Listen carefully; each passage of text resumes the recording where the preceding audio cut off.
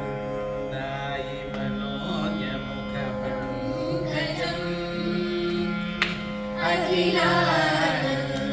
अखिलानन्दसन्दायि मनोज्ञमुखपङ्कजम् अखिलानन्दसन्दायि मनोज्ञमुखपङ्कजम् जगद्गुरुं जगत्पूज्यं विद्यातीर्थमहं श्रये भिद्यते हृदयग्रन्थे दृष्टे यस्मिन्निते श्रुतिः जगौ परावरं शान्तं तं विद्यातीर्थमाश्रये भिद्यते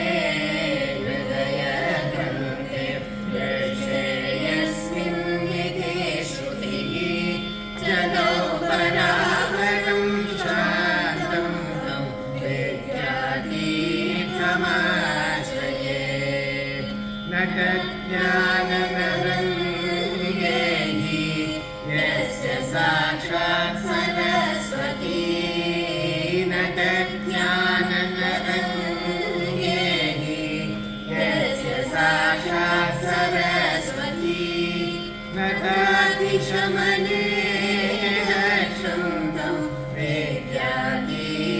विद्यातीर्थमाश्रये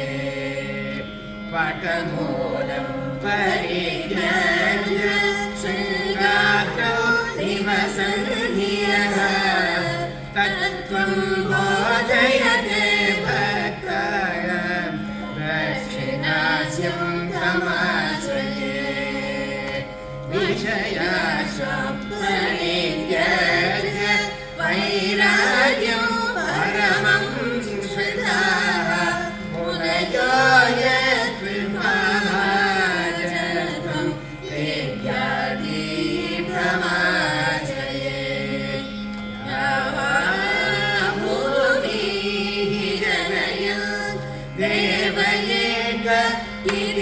श्रुतिः यं वर्णयति सर्वेषं तं विद्यातीर्थमाश्रये तीरे तुङ्गातरङ्ग्या यत्तत्त्वं शिष्यान् प्रबोधयन् आसे देशिकराजं तं विद्यातीर्थं समाश्रये समपूर्णं श्रुतेर्यस्तु